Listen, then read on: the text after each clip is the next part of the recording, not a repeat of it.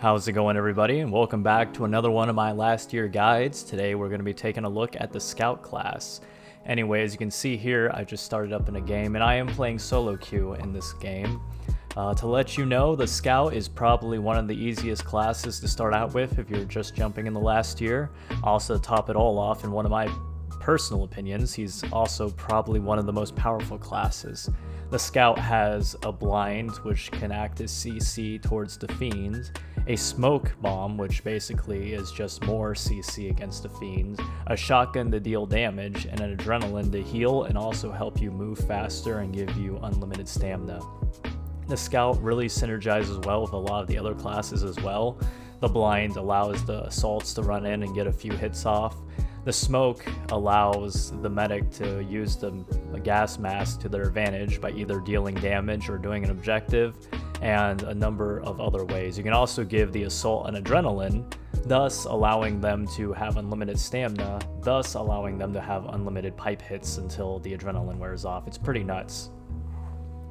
The first thing you want to keep in mind when you're playing the Scout is you got to keep in mind who you're going up against. A lot of times, if you're going up against some of the beefier fiends out there like Slasher or Giant, it's good if you start off by building up some goddamn shotguns, because the shotguns will allow you to do a serious amount of damage. The shotgun is also great if you pair it up with Pin-Up Rage. Unfortunately, this game I was hoping to go Medic, but I didn't get a hold of the Medic class in time, so I ended up going Scout instead. As you can see here, you definitely want to try to blind the Fiend whenever possible, especially if it allows your team to move in and swarm them. The best times to use your blinds is usually when the Fiend is either trying to tunnel you, or if they're in a situation where they can't really look away. For example, if the Strangler is chaining somebody to them, the Giant is Goliath charging towards you, or the Slasher just used his dash. My AC just went on, so if you guys hear that in the background, I am so sorry. Another thing you want to keep in mind is you want to make sure that you're also looking at your tracker. That line there you can see, for those of you who are new, and even those of you who are experienced, shows you how close the Fiend is, and also if he's spawned in.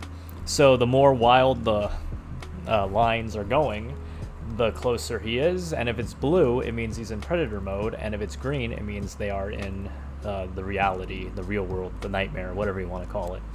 They're physical is what I'm trying to say. As the Scout, you're also the best solo classmate at the very moment, aka you can actually afford to run away from the group once you have some experience. So like here, for example, it's good if you go for the objectives, because you can tell if the Fiend is coming after you or if they're going after somebody else, thus allowing you to push the objective a lot more forcefully and successfully than the other classes out there. As you can see here, we're taking advantage of the fact that the Giant's a little distracted in order to push the objective, but once he starts to turn on us, that's when we begin to run away. A lot of newer players don't really seem to understand how capable the classmates are when it comes to juking Fiends, I've noticed. So if the Fiend starts focusing you, what you'll want to do is you'll want to turn around and begin to sprint, because your sprint will basically allow you to escape the Fiend in almost every instance, except for the fact if they're using a utility ability. So remember that your sprint is probably your best friend and really powerful. The idea I have in mind here was I was trying to deal damage with my shotgun here, but unfortunately our other Scout got a little too close there and beat up. And due to the throwaway animation, it took me too long to get the objective in, so I had to retreat. On maps like Sawmill, or what's another one? Library, for example, kill animations usually take much longer than the time it takes to put in an objective. So if you're playing classmate and you can get the objective on the door or the generator or the server or whatever, you're usually in a pretty good spot, simply because of the fact that if the Fiend engages and tries to go for a kill, you can easily put in the objective while he's doing a long kill animation. Right here, this is a prime example of how good the Scout is at protecting the team as well. If the Giant, for example, tosses somebody away or somebody gets knocked down and you're around, go in for the blind, and then rescue, and then body block. That will allow your teammate to get away unscathed and, make the Fiend's life a little bit harder when it comes to securing kills. As you see there, the giant was a little distracted, so we managed to get the second propane tank there and scorch open the lock. Now we're jumping on the objective while he's not paying attention, because in his mind, everybody's still outside, so we're just pushing at this very moment. I eventually hear my tracker ting though, which means that he's getting a little bit closer. So I decided to jump away and go get scrap. In moments like this, you always want to play very flexible as the scout. You want to run, you want to juke, you want to get away, because that's your strength. You know when he's coming at you, you know he's going to be focusing you, so it allows you to basically back away, and if he does spawn around a corner and take you by surprise, there's a good chance you can use your tracker to blind.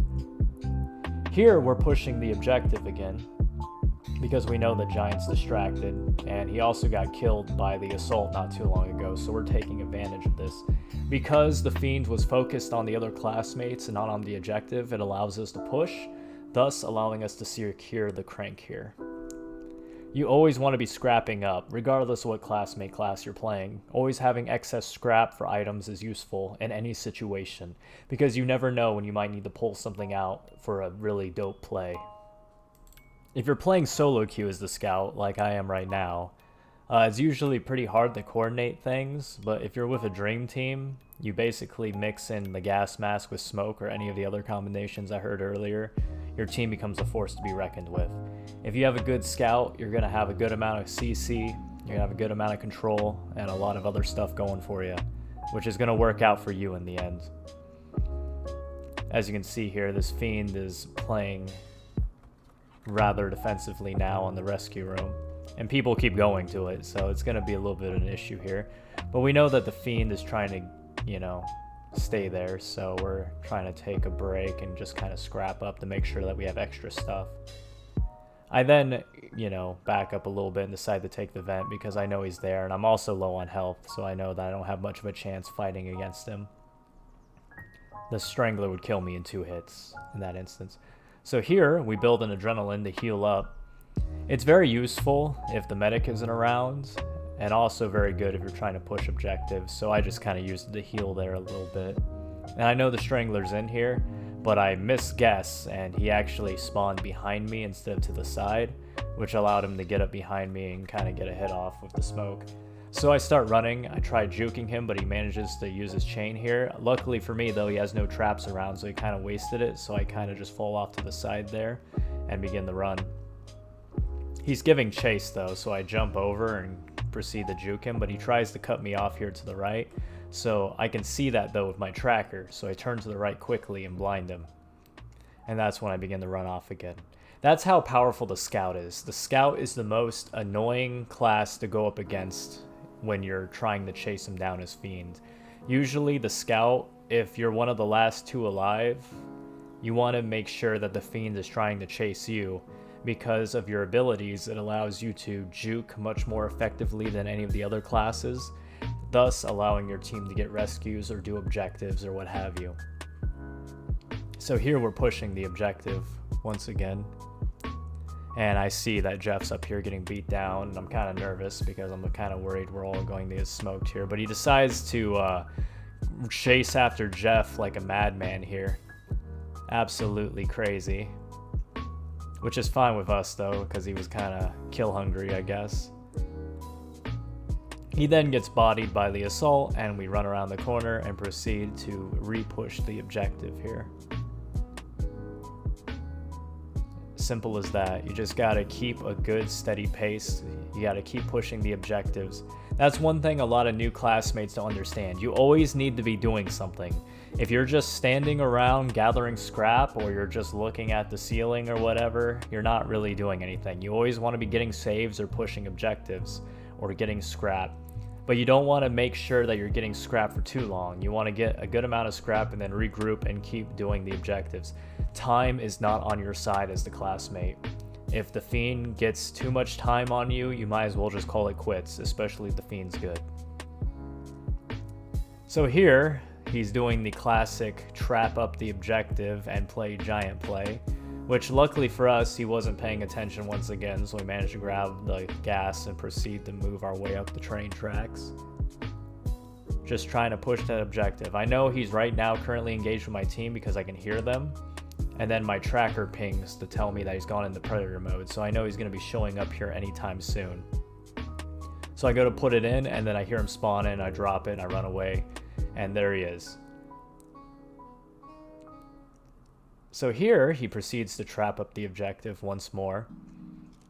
And he's gotten smart. He realizes he doesn't want to get blinded, so that's what we're doing here.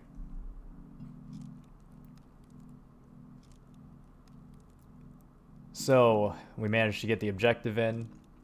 We managed to get some blinds, but unfortunately it didn't last long enough. He jumps onto the train, so we jump off because we don't want to deal with none of that smoke.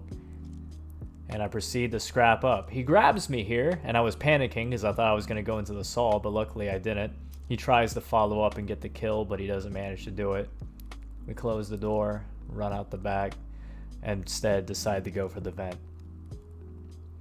I've said this in a lot of my other guides, but if you're playing Classmate, make sure you use the vents. The vents will save you in so many ways, especially if you know the fiends waste their utility ability and they're a good pace behind you. You can use the vents to make a quick getaway and not get killed. So make sure you memorize where the vents are and where they go, and you'll be in pretty good shape once you're going up against a lot of the fiends in the game. As you can see here, Homeboy keeps turning around. You'll learn quickly that a lot of fiends learn that the scout is annoying, and they'll try to mind game flip on you all the time. So be wary of that. Here, we're trying to get to the final crank, but we're having a little bit of difficulty. Spawns around the corner, we get the blind because I know he was going to try to grab me there. He tried to take me by surprise. He's running up behind me here though. I can hear him Goliath charge, and I try to go around the tree. Unfortunately, I didn't get far enough, and he manages to grab me.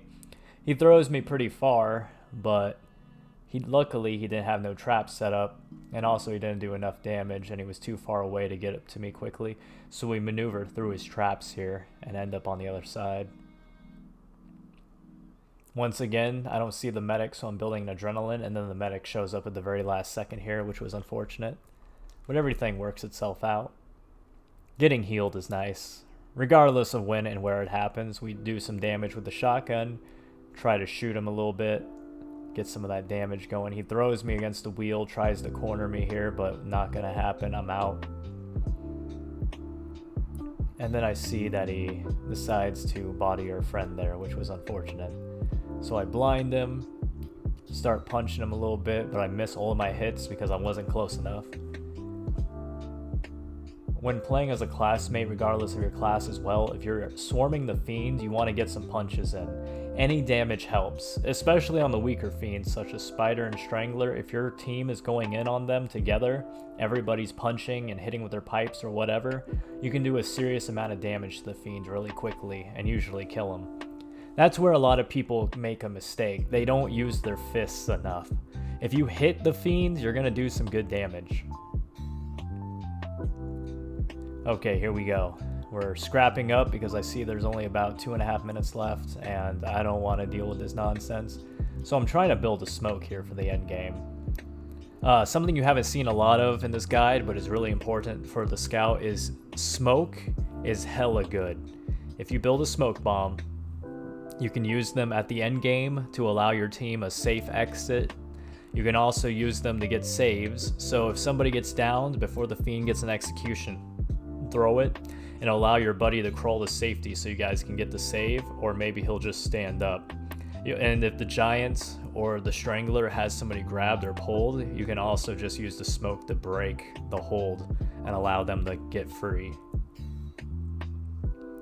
I'm also going to show you a tactic here that's kind of cheesy, but it's really good when you're going up against fiends and they're in a narrow place. So for example here, I told the medic to make a mask, but I don't think he understood or what have you, so he doesn't do that. The medic kind of runs off and does his own thing. So here, I'm preparing myself. I get the blind here, luckily, but I realize he has too much health, so I'm not going to be able to kill him. And then as he grabs my ally here, I throw the smoke, but he gets tossed before that. So then I take advantage here, and I try to block him with my body.